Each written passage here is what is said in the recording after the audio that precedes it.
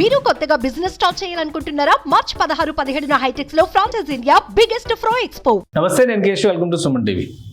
ఆంధ్రప్రదేశ్లో ఎన్నికల పొత్తులు, సీట్ల సర్దుబాటు పైన ఒక క్లారిటీ వచ్చేసింది. భారతీయ జనతా పార్టీ ఎక్కడెక్కడ పోటీ చేయబోతుంది అనేది ఇప్పుడు ఆసక్తికరంగా మారినటువంటి అంశం. ఎందుకంటే మొదటి నుంచి కూడా జనసేన, భారతీయ జనతా పార్టీ రెండింటికి కలిపి 30 సీట్లు అనుకున్నారు అసెంబ్లీ సీట్లు. అది 31 సీట్లకు పెరిగినటువంటి పరిస్థితి. అనూహ్యంగా 6 సీట్లు మాత్రమే పోటీ చేస్తానుకున్నటువంటి బీజేపీ 10 సీట్ల వరకు పెంచుకున్నటువంటి పరిస్థితి. అంటే డబుల్ డిజిట్ కావాలనేటువంటి విషయంలో పట్టుదలతో తను అనుకున్నది సాధించినటువంటి పరిస్థితి. ఇక లోక్సభ స్థానాల విషయంలో 6 ఎంపీ సీట్లు అనేటువంటి విషయంలో కాంప్రమైజ్ అయింది భారతీయ జనతా పార్టీ. ఆ ఎంపీ సీట్లు ఏ విధంగా ఉంటాయి, ఎవరెవరు బరిలో దిగుతారో, అందులో కొత్తగా వచ్చినటువంటి స్థానాలు ఏంటి, అలానే అసెంబ్లీ సీట్ల పరిస్థితి ఏంటి, ఎన్ని రోజుల్లో ఈ సర్దుబాటు పూర్తయ్యేటువంటి అవకాశం ఉంది, ఒకసారి పరిశీలించేటువంటి ప్రయత్నం చేద్దాం. ఆంధ్రప్రదేశ్లో 3 పార్టీల పొత్తు వికసించినటువంటి పరిస్థితి. అలానే భారతీయ జనతా పార్టీ, టీడీపీ, ప్రధానంగా బీజేపీ జాతీయ పార్టీగా మనం చూస్తే కనుక బీజేపీ, అలానే రాష్ట్ర పార్టీగా చూస్తే టీడీపీ, ప్రాంతీయ పార్టీగా మరొక పార్టీని మనం జనసేన పార్టీ. ఈ 3 పార్టీలు కూడా ఇక్కడ పోటీ చేస్తున్నటువంటి క్రమం ఉంది. ఇదే క్రమంలో లోక్సభ స్థానాల విషయంలో ఒక క్లారిటీ వచ్చేసింది. 6 స్థానాల్లో బీజేపీ, అలానే మొత్తం 17 స్థానాల్లో టీడీపీ, 2 స్థానాల్లో జనసేన పార్టీ పోటీ చేయాలనేటువంటి ఒక నిర్ణయం తీసుకుని ఆంధ్రప్రదేశ్లో మొత్తంగా ఉంది 25 లోక్సభ స్థానాలు ఉన్నటువంటి పరిస్థితి. ఈ నేపథ్యంలో బీజేపీ 6 స్థానాలు ఏమేమి తీసుకోబోతుంది అనేది ఇప్పుడు ఆసక్తికరంగా మారింది. ఎందుకంటే ఈ టాలీలో ఫస్ట్ నుంచి అనుకుంటున్నటువంటి కొన్ని పేర్లు మిస్ అయిపోయినటువంటి పరిస్థితి. ముఖ్యంగా రాయలసీమలో 2-3 నియోజకవర్గాలు బీజేపీ తీసుకుంటుందని భావించారు. తిరుపతి లోక్సభ స్థానంతో పాటు రాజంపేట, అలానే హిందూపూర్ పైన కూడా ఎక్కువ చర్చ జరిగినటువంటి పరిస్థితి ఉంది. అయితే అనూహ్యంగా రాయలసీమ కంటే ఉత్తరాంధ్ర పైన బీజేపీ ఎక్కువ ఫోకస్ పెట్టింది. దీనికి కారణం ఏంటి ఒకసారి విశ్లేషించేటువంటి ప్రయత్నం చేద్దాం. బీజేపీ తీసుకోబోతున్నటువంటి ఎంపీ సీట్లు ఇవి: ఒకటి అరకు, ఇది ఎస్టీ రిజర్వ్డ్ నియోజకవర్గం. దీనికి సంబంధించి ఫస్ట్ నుంచి కూడా బీజేపీ నాయకత్వం అరకు తీసుకోవాలనేటువంటి ఆలోచనతో ఉంది. సాధారణంగా విశాఖ లోక్సభ స్థానాన్ని బీజేపీ తీసుకున్నటువంటి అనుభవం ఉంది. కానీ ఈసారి ఉత్తరాంధ్ర పరిధిలోనే 3 లోక్సభ స్థానాల్ని బీజేపీ తీసుకున్నటువంటి పరిస్థితి. రెండవది విజయనగరం నియోజకవర్గం, విజయనగరం లోక్సభ స్థానం, అలానే అనకాపల్లి లోక్సభ స్థానం. ఈ 3 కూడా ఉత్తరాంధ్ర పరిధిలో ఉన్నటువంటి నియోజకవర్గాలు. విజయనగరం నుంచి చూస్తే కనుక అశోక్ గజపతి రాజు గతంలో 2014లో అక్కడి నుంచి రిప్రజెంట్ చేశారు. ఆయన కేంద్ర మంత్రిగా కూడా పనిచేసినటువంటి పరిస్థితి. టీడీపీ అభ్యర్థిగా గెలుపొంది కేంద్ర మంత్రివర్గంలో ఉన్నటువంటి పరిస్థితి. ఈసారి అనూహ్యంగా విజయనగరం నియోజకవర్గాన్ని పొత్తులో భాగంగా టీడీపీ నుంచి తీసుకున్నటువంటి పరిస్థితి. యాక్చువల్గా అయితే విజయనగరం చర్చ కూడా అసలు జరగనటువంటి పరిస్థితి. కానీ అక్కడ అనూహ్యమైనటువంటి ఈక్వేషన్స్ని లెక్కలు వేసుకోవడం ద్వారా ఈ నిర్ణయం తీసుకున్నారు. ఇక మిగతా 3 నియోజకవర్గాల్లో 2 గోదావరి జిల్లాల పరిధిలో ఉన్నటువంటి నియోజకవర్గాలు: రాజమండ్రి లోక్సభ స్థానం, అలానే నరసాపురం లోక్సభ స్థానం. మూడవది ఒకే ఒక్క నియోజకవర్గం తిరుపతి లోక్సభ స్థానం. ఇది కూడా ఎస్సీ రిజర్వ్డ్ లోక్సభ స్థానం.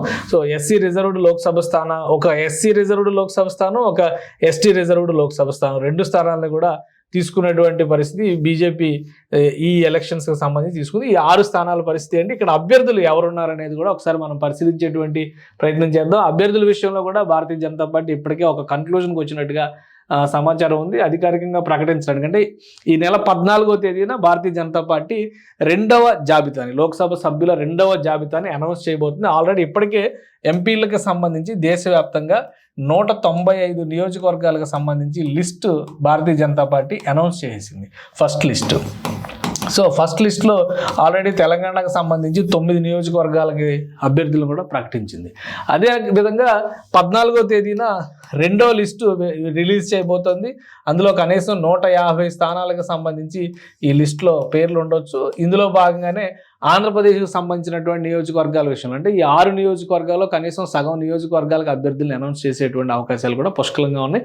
సో అన్డిస్ప్యూటెడ్ కాన్స్టిట్యున్సీస్గా ఉన్నవి ఏంటి, అక్కడ అభ్యర్థిత్వాలు ఎవరిని ఖరారు చేసే ఛాన్సెస్ ఉన్నాయి, అవి కూడా ఒకసారి మనం చూద్దాం. ఇక్కడ చూస్తే కనుక విజయనగరం లోక్సభ స్థానానికి సంబంధించి మాజీ ఎమ్మెల్సీ మాధవ్, ఆయన పేరుని ఎక్కువగా చర్చిస్తున్నటువంటి పరిస్థితి ఉంది. ఎందుకంటే పార్టీకి సుదీర్ఘకాలంగా సేవలు అందించినటువంటి నాయకుడు, ఎమ్మెల్సీగా విజయం సాధించాడు. గత ఎన్నికల్లో ఎమ్మెల్యేగా కూడా పోటీ చేసి ఆయన ఓటమి పాలయ్యారు. అయితే ఈసారి పొత్తున్నటువంటి నేపథ్యంలో మాధవ్ అభ్యర్థిత్వాన్ని విజయనగరం ఎంపీ స్థానానికి కన్సిడర్ చేస్తున్నట్టుగా ఒక సమాచారం ఉంది. ఇక అరకు లోక్సభ స్థానానికి సంబంధించి కొత్తపల్లి గీత ప్రస్తుతం ఆమె బీజేపీలోనే ఉన్నారు. మాజీ ఎంపీ, గతంలో వైసీపీ గుర్తుపైన ఆమె గెలుపొందారు. తర్వాత పార్టీతో విభేదాల నేపథ్యంలో ఆమె బీజేపీలోకి మారినటువంటి పరిస్థితి.